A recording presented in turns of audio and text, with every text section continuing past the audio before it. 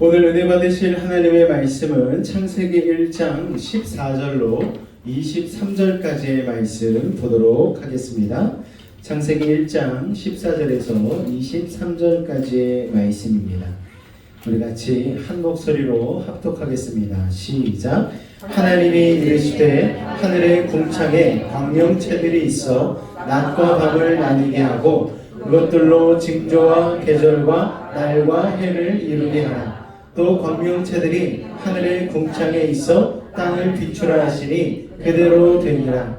하나님이 두 큰 광명체를 만드사 큰 광명체로 낮을 주관하게 하시고 작은 광명체로 밤을 주관하게 하시며 또 별들을 만드시고 하나님이 이것들을 하늘의 궁창에 두어 땅을 비추게 하시며 낮과 밤을 주관하게 하시고 빛과 어둠을 나뉘게 하시니 하나님이 보시기에 좋았더라.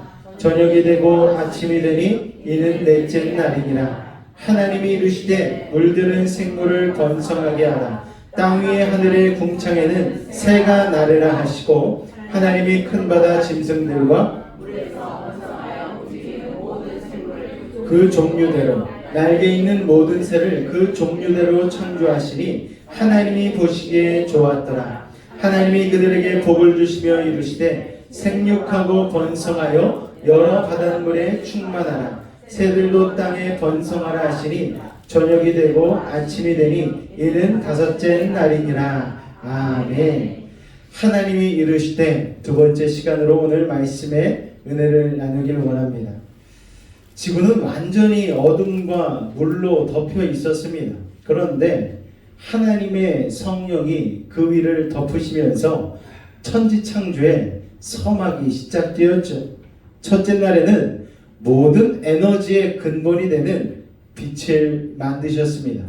그리고 둘째 날에는 궁창을, 즉 물을 나누셔서 궁창, 지구에 있는 대기층을 창조하셨습니다. 자, 이 대기층의 창조가 중요하다라고 지난주에 말씀을 드렸어요. 하나님께서는 태초에 오존층과 더불어서 지구 전체를 두르는 이 궁창으로 우주광선을 차단시키고, 그러니까 해로운 것들을 차단시키고 이 지구상이 동식물들이 살기에 좋은 그런 환경으로 미리 만들어 주셨음을 우리가 살펴보았습니다. 그리고 셋째 날에는 하나님께서 이 지구상의 물을 한쪽으로 몰리게 하시면서 땅과 바다를 만드셨죠. 자, 성경은 굉장히 간단하게 이 창조들을 언급하고 있지만 이 셋째 날까지의 창조를 통해서 하나님께서는 호수와 산과 하천들 그리고 바다를 만드시고 또 산과 들과 골짜기와 계곡들 그리고 대륙과 섬들도 다 창조하셨다는 얘기를 말씀드리고 있는 것입니다. 자, 그리고 같은 날 셋째 날에 하나님께서 이 땅을 그냥 휑하게 비워두시지 않으셨어요. 그 땅을 채울 식물들, 풀들, 그리고 채소, 그리고 나무들을 창조하셨습니다. 그것은 뒤이어 창조될 동물들, 그리고 인간들에게 먹을 것, 그리고 그늘, 또 여러 가지 생활 환경을 제공해 주는 것들을 하나님께서 사전에 만들었다는 것을 알 수가 있습니다. 이것은 하나님의 놀라우신 배려입니다. 자, 그런데 보니까 창세기 1장에 매일 이 천지 창조의 역사가 계속될 때마다 하루가 끝날 때마다 마무리될 때마다 꼭 나오는 말씀이 있어요. 그게 바로 무엇인가 하면은 하나님이 보시기에 좋았더라는 것입니다. 여러분, 마귀는요 좋다라는 얘기를 하지 않습니다. 하나님이 좋다는 말을 하셨죠. 하나님은 기계처럼 일만 하신 게 아니라는 거예요. 때로 중간중간 뒤로 이렇게 물러서셔가지고 천지만물을 바라보면서 좋다, 너무 좋네.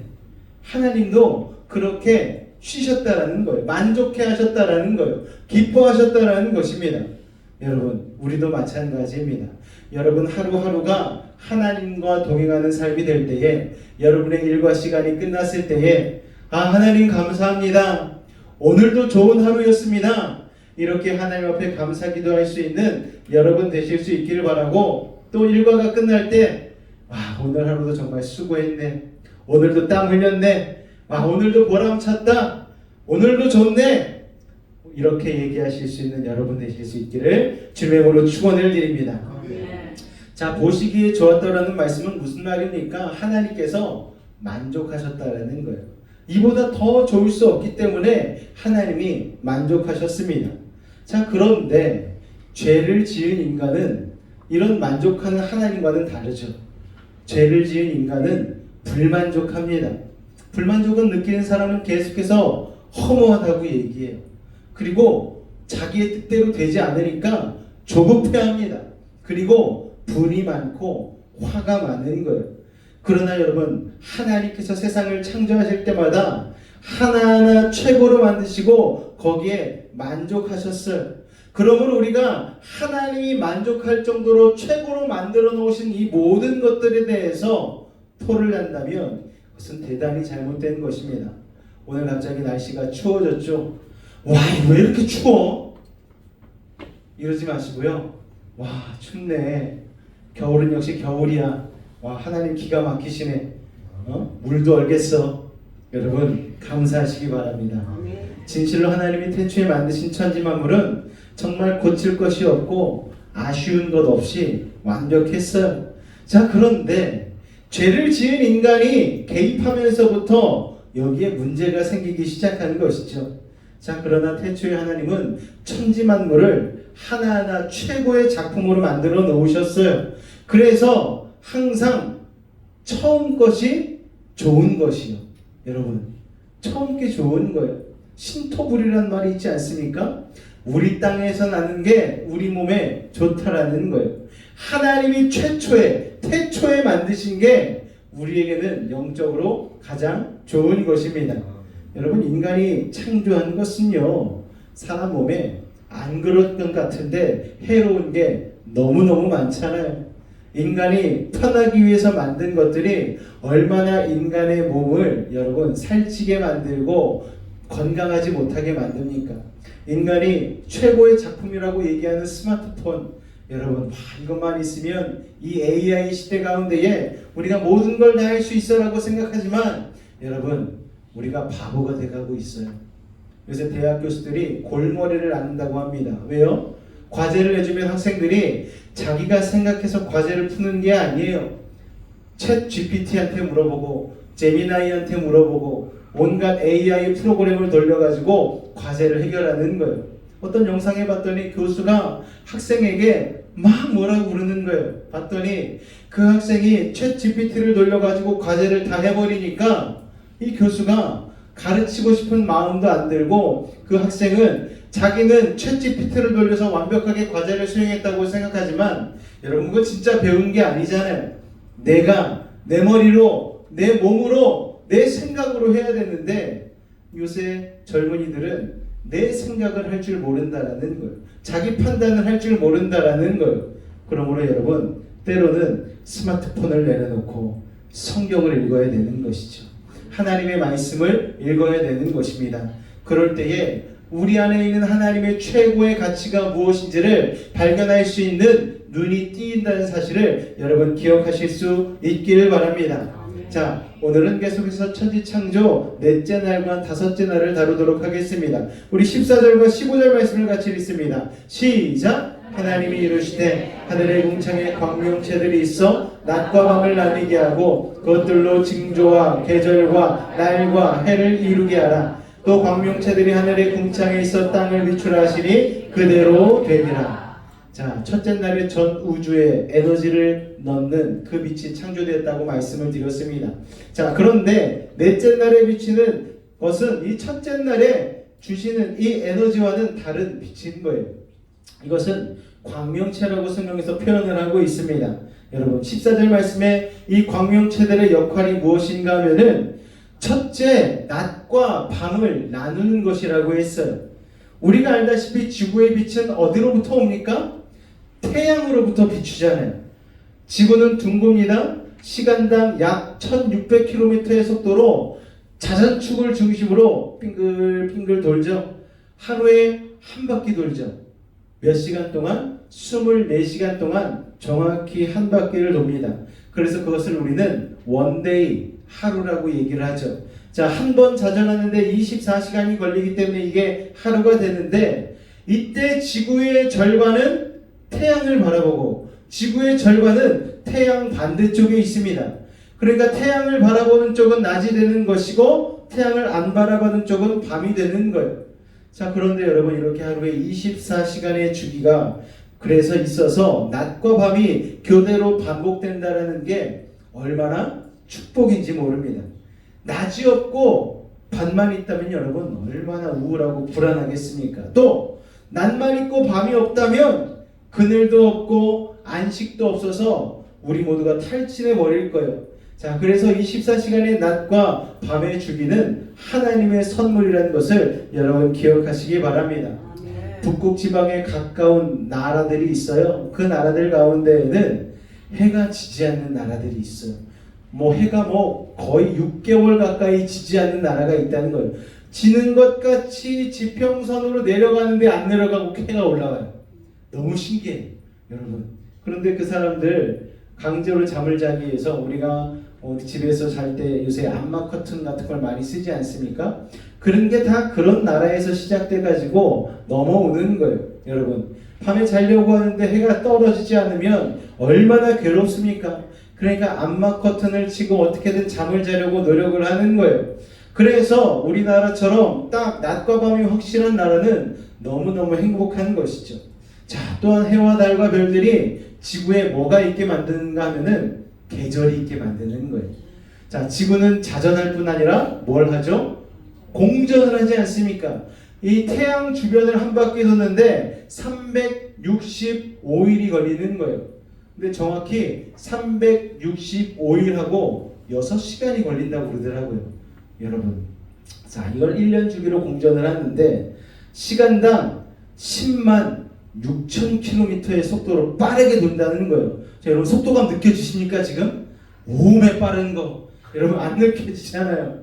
우리가 그 속도 안에 이미 살아가는 게 적응이 됐기 때문에 이게 안 느껴지는 거예요. 우리가 차를 타도 100km로 달리는 버스 처음 출발할 때는 엄청 그냥 뒤로 밀리는 느낌이 들지만 이게 계속 타고 있다 보면 100km도 그렇게 빠르게 안 느껴져요. 마찬가지로 10만 6천 km의 속도로 지금 지구가 태양의 주위를 도는데 우리가 그게 빠르게 느껴지지 않는 것이죠. 심지어 공전을 하는 동시에 지구도 자전을 하고 있어. 머리가 막 빙빙 돌지 않습니까, 여러분? 예, 이상한 거죠. 빙빙 돌면 이상한 거예요. 이미 우리가 그거에 하나님께서 잘 적응하도록 우리를 창조하여 주셨기 때문에 우리가 그걸 느끼지는 못하는 거죠. 자, 그런데 이 공전하는 지구의 자전축이 우리가 과학 시간에 배웠듯이 약 23.5도로 정확하게 기울어져 있습니다. 이렇게 기울어진 채로 태양을 공전을 하니까 여기에서 뭐가 생기느냐? 봄, 여름, 가을, 겨울이 생기는 거예요. 이 따스함과 선선함이 봄, 여름, 가을, 겨울 4계절을 만들어주는 것이죠. 그러니까 여러분, 시간은 그냥 단순히 흘러가는 게 아니고 이 4계절이 있다는 것은 이 시간마다 의미가 있다는 것을 여러분 뜻하고 있습니다. 자, 봄에는 어떤 의미가 있습니까? 시작의 계절이죠. 뿌리는 계절이에요. 여름은 그것을 가꾸는 계절이고, 가을에는 그 열매를 거두는 것이고, 겨울에는 잠깐 쉼을 갖죠. 그러면서 다음에 이듬해인 봄을 준비하는 그런 의미가 겨울에는 있는 것입니다. 자, 하나님이 주신 이 계절의 법칙, 모든 계절에는 의미가 있다. 우리의 인생도 4계절이 있다라고 얘기를 하잖아요. 봄과 같은 우리 다음 세대의 푸릇한 그런 시절이 있는가 하면은 여름처럼 열정적으로 자신의 일에 수고하는 시기가 있고, 가을처럼 그 열심히 수고한 것을 거두는 시기가 있고, 또 노년이 되어서는 쉬면서 인생을 돌아보면서 내가 잘 살아왔나 점검하는 시간이 있는 것이죠. 자, 우리 인생에도 그렇게 계절이 있는 거예요. 이 계절에 순응하면서 살아야 됩니다. 70대 넘으신 할아버지가 나는 늙지 않아, 나는 젊어 그러면서 힙합 바지 입고 그렇게 목에 금을 이렇게 막 두르고서 막 춤을 추려고 하면은 주변 사람들이 그럴 거예요. 아유, 노망났네. 그리고 막상 자기가 허리를 돌려서 춤을 추기 시작하는 그 순간 깨닫게 되는 것이죠. 아, 내가 춤을 출 수 있는 몸이 아니었는데, 깨닫게 되는 것 아니겠습니까? 그러니까 이 계절에 순응하면서 살아야지 나이가 들어서도 막 눈이 2.0이고 막 몸이 막 엄청 건강하고 여러분 그런 게 다 좋은 게 아니에요. 때로는 나이가 들면서 눈이 안 보이기 시작하고 귀가 안 들리기 시작하고 몸이 노화에 가는 것 자체가 여러분 나쁜 것이 아니고 우리의 인생을 잘 마무리할 수 있도록 하나님이 준비해 주는 시간이라는 것을 여러분 기억하실 수 있기를 바랍니다. 16절 말씀을 같이 읽겠습니다. 시작.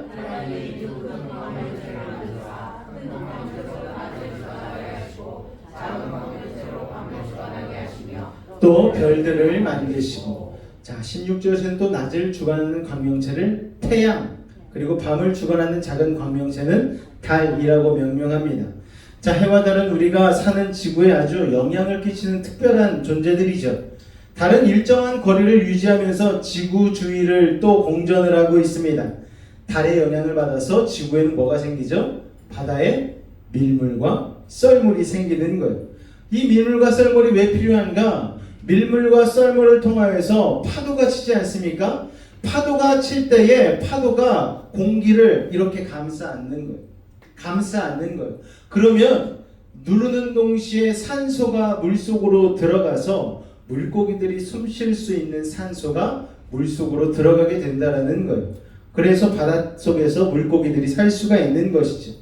자, 달의 공전거리가 조금만 차이가 나도 바닷속에서 물고기들이 살 수 없는 대재난이 일어난다는 사실입니다. 자, 하나님께서 해와 달과 별들을 만드시면서 등장하는 단어가 하나 더 있어요. 14절에 기록된 징조라는 단어가 있습니다. 자, 징조란 어떤 일이 일어날 기미가 보이는 것이죠. 자, 실제로 성경에서는 하나님께서 별을 통해서 징조를 보여주신 적이 있죠. 언제 그랬습니까? 예수님이 태어날 당시에 동방박사를 인도했던 별. 자, 또 마태복음에서 예수께서 마지막 날에 대해서 말씀하실 때에 어떤 일이 일어난다고 말씀하셨냐면은 해와 달과 별들이 하늘에서 떨어진다는 거예요. 그것이 마지막 날 최후 심판의 전조라고 말씀을 하셨습니다.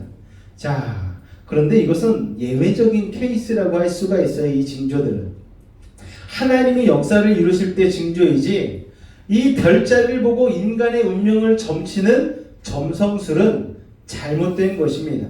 자, 성경에서 하나님께서 별을 보고 인간의 운명을 점치는 이방 종교 점성술사들의 말을 믿지 말라고 몇 번이나 경고하셨어요. 자, 여러분, 해와 달과 별은 우리의 운명을 결정해 주지 않습니다. 이것들을 왜 만드셨어요? 하나님께서 인간을 비롯한 지구 위의 생명체들을 보호하고 섬기라고 하나님께서 만드신 것이죠. 자, 별자리의 형태가 결코 인간의 운명을 지배할 수 없는 것입니다. 때로는 내가 백조자리야, 내가 천칭자리야 뭐 이러면서 자기의 별자리를 가지고 막 운명을 이야기하는 애들이 있는데, 여러분 결코 바람직한 것이 아닙니다. 별자리가 결코 인간의 운명을 지배할 수 없습니다. 이방 미신들은요, 인간이 자연을 숭배해야 한다고 말하지만 성경은 분명히 말합니다. 우주 만물은 하나님이 인간을 돕도록 섬기도록 창조하셨다는 사실을 여러분 기억하시기 바랍니다. 옛날에 할머니들이 정한수 떠놓고 달에다 빌었잖아요. 하나님, 1월 성신이시여 막 이러면서 막 빌지 않았습니까? 그런데 여러분, 우리가 빌 존재가 아니라는 거예요. 명령해야 될 존재죠. 예수님께서 파도에게 잠잠하라 말씀하셨듯이 달아! 이러면서 우리는 명령해야 되는 존재지, 달에 그냥 막 무릎을 꿇고 막 흰 소복 입고 나와서 달밤에 그거 하고 있으면 얼마나 무섭겠습니까, 여러분? 그러니까 그러지 마시고, 여러분 하나님께서 우리를 섬기라고 주신 존재라는 것을 여러분 기억하실 수 있기를 바랍니다. 자, 하나님께서 해와 달과 별을 통해서 우리에게 날을 주시고 달을 주시고 그리고 연을 주셨죠. 그리고 사계절을 주셨어요. 이 특별한 주기가 계속 돌아가게 하시고 거기에 우리를 살게 만드셨습니다. 자, 그 어떤 날도 그렇기 때문에 똑같은 날이 아니라는 거예요. 의미 있는 시간이 우리에게 하루하루 주어지는 것입니다. 자, 우주를 주관하시고 역사를 주관하시는 하나님께서는요, 우리가 하나님의 뜻에 합당한 의미 있는 하루하루를 살기를 원한다는 것을 여러분 기억하실 수 있기를 바랍니다. 생명체를 창조하시기 전에 해와 달과 별을 통해 시간의 주기를 만들어 오신 하나님은 모든 생명체가 이 시간의 주기의 틀 속에 잘 순응하며 살기를 원하시는 거예요. 그러므로 여러분 시간의 주관자는 오직 하나님뿐이신 거죠. 그러므로 우리가 공상과학 영화에 나오는 타임머신도 있을 수가 없는 거예요. 자, 인간은 시간을 통제할 능력도 없고요. 그 능력을 가지기엔 너무 약하기도 하고 또 악하기도 합니다. 여러분 생각해 보십시오. 우리가 타임머신을 만약 할 수 있다, 과거로 갈 수 있거나 미래로 갈 수 있다, 여러분 가장 먼저 뭘 하시겠어요? 복권부터 생각나지 않습니까? 로또. 여러분 인간은 이렇게 악한 존재라는 거예요. 지금과는 다른 과거의 선택을 통해서 현재를 바꾸려고 할 거예요. 또한 고통스러운 현재를 빨리 벗어나서 미래로 가고 싶어 하기도 합니다. 미래를 먼저 알고 싶어요. 내가 그녀와 과연 결혼을 할 수 있는 것인지, 내가 거기에 과연 들어갈 수 있는 것인지, 뭐 이런 미래를 미리 한번 가보고 싶어 하기도 합니다. 그래서 우리에게 시간 여행의 능력이 주어지지 않는 거예요. 밤낮 악한 것만 하려고 그러거든요. 과거로 가서 누구를 막 도와주려고 하거나 잘못된 선택, 비극적인 선택을 미리 막으려고 하거나, 우리는 그런 영웅들을 영화에서 보긴 하지만 여러분 실제로 우리에게 시간 여행의 능력이 주어진다면 여러분 우리는 밤낮 나쁜 짓만 할 거예요. 생각해 보십시오. 투명 인간의 능력이 남자들에게 주어진다. 남자들 가장 먼저 어디를 갈까요? 대중목욕탕을 가지 않겠습니까? 궁금해요.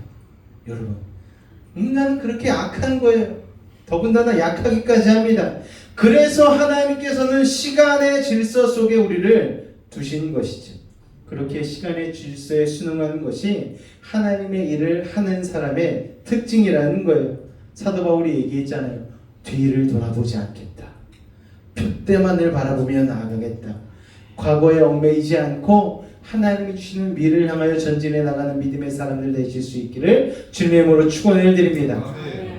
자, 20절 말씀을 같이 한번 읽겠습니다. 시작. 하나님이 이르시되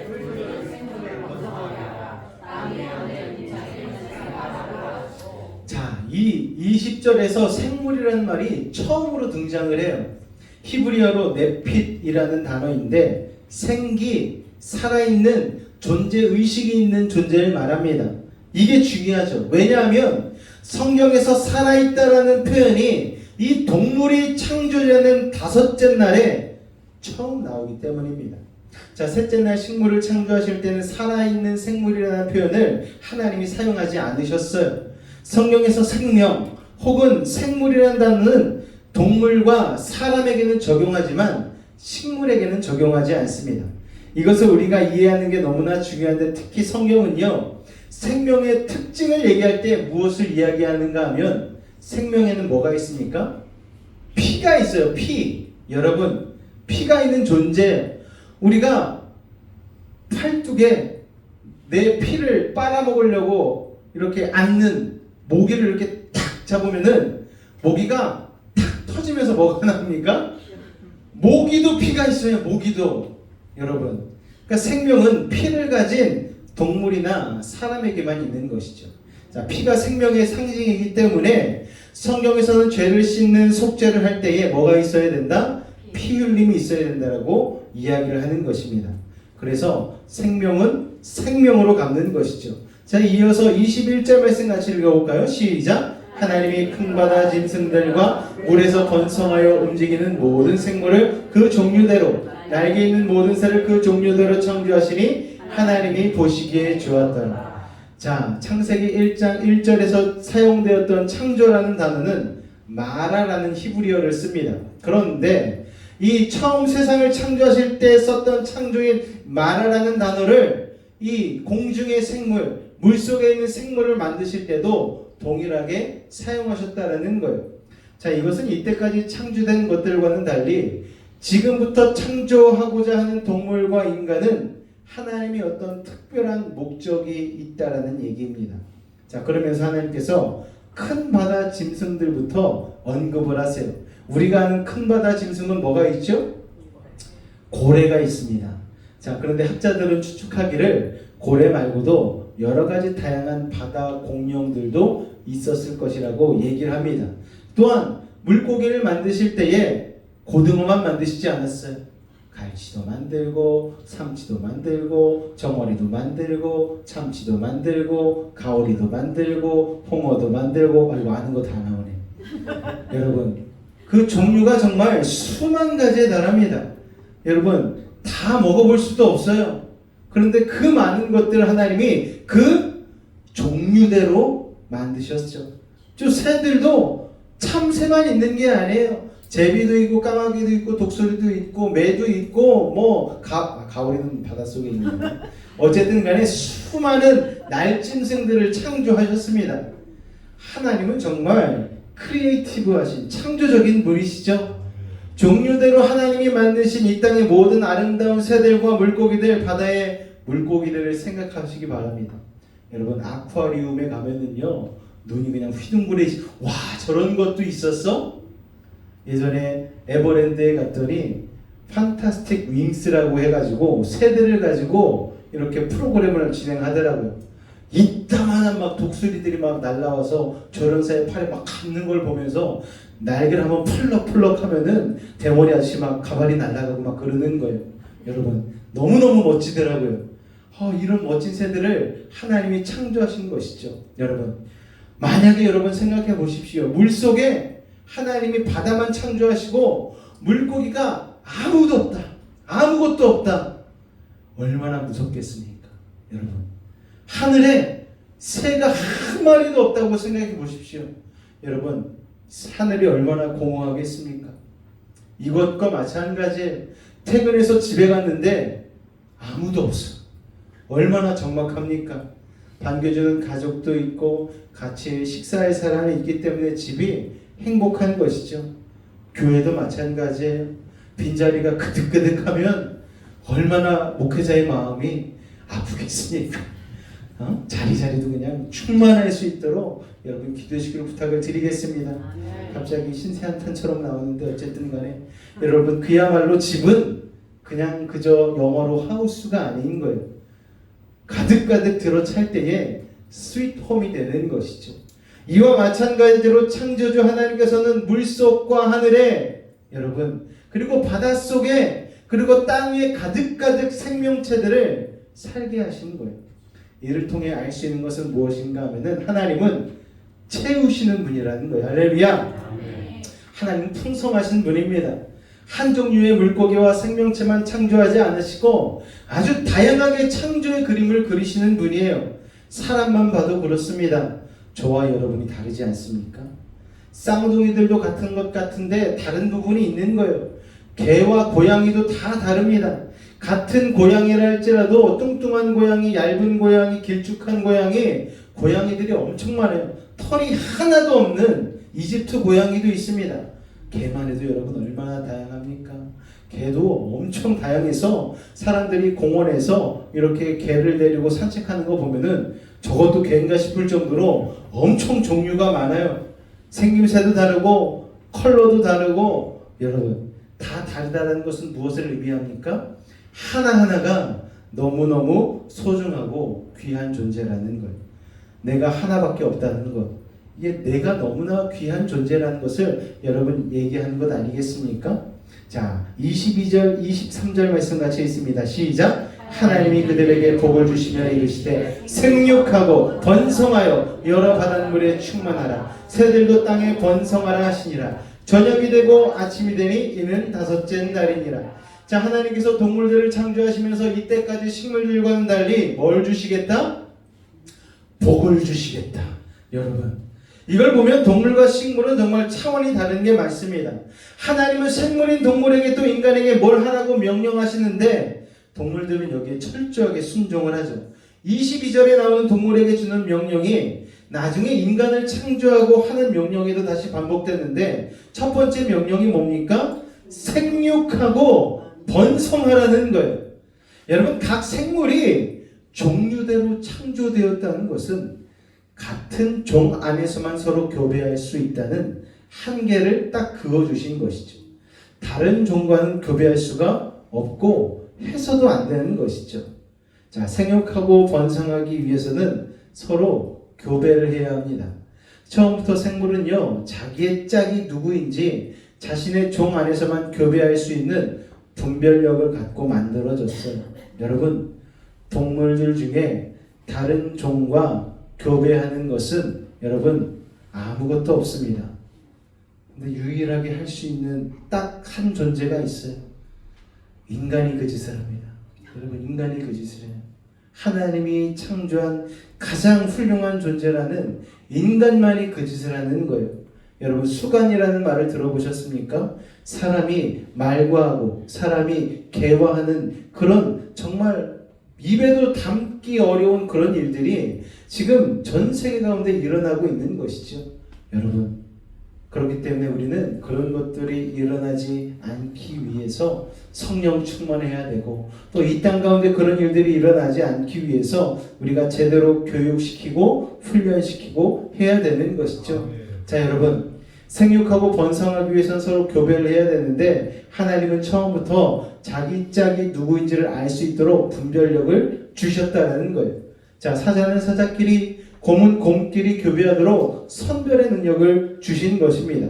자, 그리고 두 번째 주목할 명령이 무엇인가 하면은 생육하고 번성하여서 뭐하라? 충만하라. 하나님이 명령하셨습니다. 자, 하나님께서 물고기와 새들에게 이 명령을 주셨다는 게 놀라운 거예요. 왜냐하면 과학자들이 아직도 밝혀내지 못한 미스테리 중에 하나가 뭔가 하면은 물고기와 새들의 역동성입니다. 자, 물고기와 새들은요, 한 자리에 가만히 있지 않고 움직입니다. 그것도 아주 장거리로 움직여요. 이들의 역동성은 창조주께서 부여하신 충만하라의 능력입니다. 자, 충만하라는 건 무슨 말씀인가 하면은 땅 끝까지 가서 채우라는 거예요. 자, 물고기와 새들이 전부 다 한 자리에 모여 있기만 하면 아주 큰일이 납니다. 과학자들은 물고기와 새들의 이 경이로운 이주 능력에 아주 감탄을 금치 못하는 거예요. 종류별로 엄청난 거리를 이동합니다. 철새들이 이동하는 것을 조사하기 위해서 새를 잡아다가 GPS를 달아가지고 새들의 이동 거리를 살펴봤더니 몇만 킬로를 날아가는 거예요. 여러분, 태평양의 연어는요, 민물에서 부하해서 바다로 내려갑니다. 바다에서 2년이나 6년 정도를 지낸 후에 정확히 자신이 태어났던 곳으로 다시 돌아온다는 거예요. 뭘 하기 위해서? 산란을 하기 위해서. 그런데 그 거슬러 올라오는 거리가 수천 킬로미터에 달한다는 것이죠. 내비게이션도 없어요. 누가 가르쳐 주지도 않아요. 올라오면서 곰한테 잡혀먹고 늑대한테 잡혀먹고 사람한테 잡혀먹힙니다. 별 고난을 겪으면서 올라오는 이 힘든 여행을 그 수많은 연어들이 딱 그 시기만 되면 정확하게 실행을 한다라는 거예요. 이건 창조주 하나님이 주신 능력입니다. 새들도 마찬가지예요. 개들에 따라서 장거리를 이주하는 천새들이 많은데 우리나라에는요, 흑꼬리 도요새 같은 이런 새들이 있습니다. 뉴질랜드에서 날아온다고 그래요. 굉장히 작은 새거든요. 무려 1만 1천 킬로미터를 9일 동안 밤낮에 아무것도 먹지 않고 쉬지 않고 비행을 해서 우리나라에 날아옵니다. 내비게이션도 없어요. 그런데 해마다 계절마다 정확하게 그 자리로 날아온다는 거예요. 누가 새를 새대가리라고 무시합니까? 내비게이션도 없는데 잘 찾아와요. 물고기나 새들이 어떻게 방향을 찾아오는지 아직도 과학자들이 알아내지 못했어요. 그저 추측하는 건 지구의 자기장과 태양과 달과 별의 위치를 이용해서 자기가 돌아갈 그 자리, 고향의 위치를 알아낸다는 것입니다. 자, 과학자들은 물고기와 새들이 누가 시키지도 않았는데 어떻게 이렇게 정확하게 때를 맞춰서 천지를 누비면서 이동을 하는지 그 이유를 모릅니다. 그런데요, 창세기는 정확하게 말씀하고 있습니다. 하나님께서 창조 때부터 집어넣으신 생육하고 번성하고 충만하라는 능력, 그 능력을 통하여서 새들과 물고기들이 이렇게 이동을 한다는 것이죠. 자, 이렇게 장거리를 이주하는 것은 그들의 번식 능력과 관계가 있습니다. 연어가 그렇게 멀리 가는 것은 알을 낳고 산란하기 위함이고, 장거리를 이주하면서 다른 곳에 알을 낳고 돌아오는 이 생육과 번식과 이주가 관계가 있다라는 거예요. 이게 창세기 하나님께서 이들을 창조하면서 넣어주신 충만의 본능입니다. 자, 그래서 22절로 보면은요, 새들로 하여금 땅에 번성하라고 하셔요. 새들은 공중에 번성해야 되는 것 아닌가? 여러분, 착륙하지 않는 새는 없어요. 알은 땅에다 놨습니다. 이 땅에서 저 땅으로 이동을 하는 거예요. 그 어떤 새도 땅의 베이스를 갖고 있습니다. 그래서 이 땅에서 저 땅으로 이주하면서 새끼를 낳고 번식을 하는 거죠. 새들이 이렇게 번식을 해주기 때문에 벌레도 잡아먹고 유익하고 좋은 일들이 참 많지 않습니까? 자, 이 창조주 하나님께서는요, 정말 특별한 능력으로 이 세상을 만드셨어요. 동식물 모두 각자의 목적을 가지고 살도록 만드셨습니다. 그래서 인간이 함부로 그걸 깨면 안 되는 거예요. 미국의 옐로우스톤이라는 지역이 있습니다. 이 지역에서 늑대들을 사냥을 했어요. 멸종이 될 때까지 사냥해서 없애버렸어요. 위험하다고 생각했기 때문입니다. 그런데 이 먹이 사슬에서 늑대가 사라지고 나니까 멧돼지나 사슴들이 나무를 파먹기 시작하는 거예요. 여러분, 그러니까 나무 생태계가 무너지면서 홍수가 나고 숲이 피폐해졌습니다. 그래서 깜짝 놀란 이 옐로우스톤 지역 과학자들이 궁여지책으로 먼 캐나다 땅에 가서 다시 늑대를 잡아와 가지고 옐로우스톤 지역에 다시 풀었다는 거예요. 여러분, 이처럼 하나님께서는 모든 생물에게 목적을 주셨는데 인간이 함부로 이걸 파괴해버리면 이게 큰일이 나는 것입니다. 자, 하나님께서 각 생물들을 종류별로 창조하셔서 그 종류 안에서 교배하게 하셨습니다. 또한 각자의 경계를 넘지 않도록 하시면서 또 때가 되면 장거리 이동을 해서 새끼를 낳고 번식해서 이 세상 전체를 충만하게 채우는 조화로운 세상을 만드셨어요. 자, 우리는 이 하나님의 창조 질서를 보면서 창조주 하나님에 대한 경외심을 가져야 하는 것이죠. 여러분, 그냥 우리가 여행 다니면서 아우 좋다 이러지 마시고요. 저건 왜 있는 거지? 하나님이 저건 왜 만드셨지라는 것을 여러분 생각하며 보실 수 있기를 바랍니다. 정말 하나님의 창조 과정 하나하나를 보면 하나님의 놀라운 지혜와 사랑이 담겨 있는 거예요. 이걸 요즘 과학자들은 그냥 만분의 1이나마 조금씩 발견해가고 있는 정도라는 것이죠.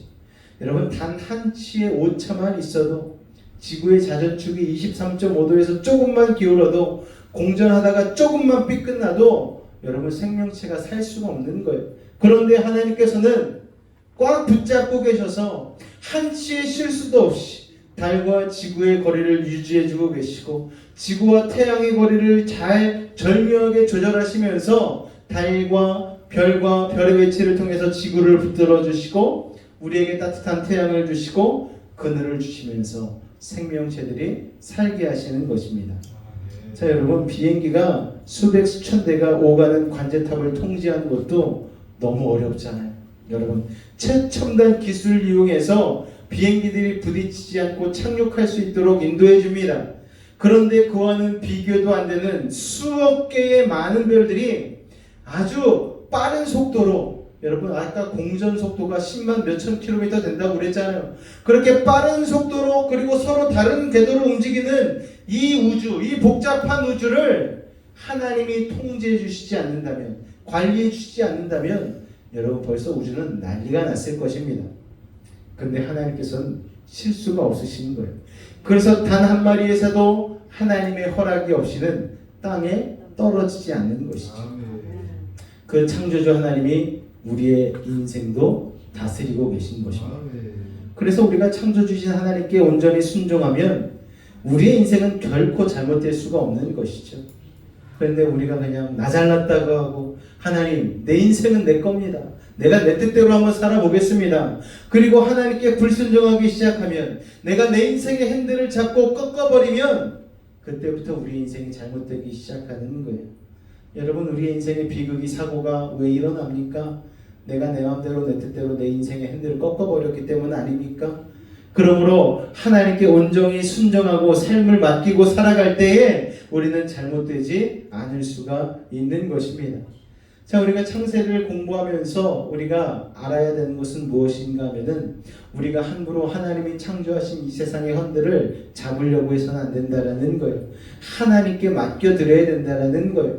이 세상의 창조주 하나님의 권위로 돌아갈 수 있도록 우리는 순종해야 된다는 사실을 여러분 기억하실 수 있기를 바랍니다. 우리의 인생도 하나님 정말 축복된 인생으로 창조해 놓으셨죠. 그런데 우리가 하나님이 주신 재능과 시간을 우리의 죄악된 본성으로 잘못 사용해서 많이 망가뜨려 놓았습니다. 저는 이 창세기를 공부하면서 여러분들이 조금 더 겸손해지실 수 있기를 바랍니다. 내 힘대로, 내 지식대로, 내 경험대로 하면은 되는 일은 하나도 없는 것이구나. 하나님께 맡겨드릴 때에 오주만물을 한치의 오차도 없이 운행하고 계신 하나님께서 내 인생도 오차 없는, 비극 없는, 참사 없는 인생으로 하나님이 인도하시겠구나라는 믿음을 가지시고 오늘 이 시간 창조주 하나님께 여러분의 인생을 정말 창조적으로 내어 맡길 수 있는 믿음의 사람 되실 수 있기를 주님의 이름으로 축원을 드립니다. 우리의 모두의 삶과 인생 가운데에 이 하나님의 완벽한 창조 질서가 회복되실 수 있기를 주님의 이름으로 축원을 드립니다. 기도하겠습니다. 하나님 은혜를 감사합니다. 하나님께서는 하늘과 달과 별을 만드시면서 우리에게 계절을 주시고 시간 속에 살게 하시고 하나님의 생기가 있는 동물들과 생명체를 만들어서 이 지구를 풍성하게 해주신 은혜를 감사를 드립니다. 이 모든 것은 우리가 당연시하고 있는 것들이 하나도 우연이 아님을 우리가 깨닫습니다. 천지를 만드시고 운영하시고 계신 분이 바로 나의 하나님이시요 나의 아버지이심을 믿습니다. 하나님, 우리 죄악된 인생들이 멋대로 살아서 망쳐버린 아버지, 이 세상과 이 인생을 다시 주님의 통제 안으로 돌려드리길 원합니다. 이 세상과 인생을 고쳐 주옵소서. 다시 세워 주옵소서. 예수의 이름으로 기도하옵나이다. 아멘.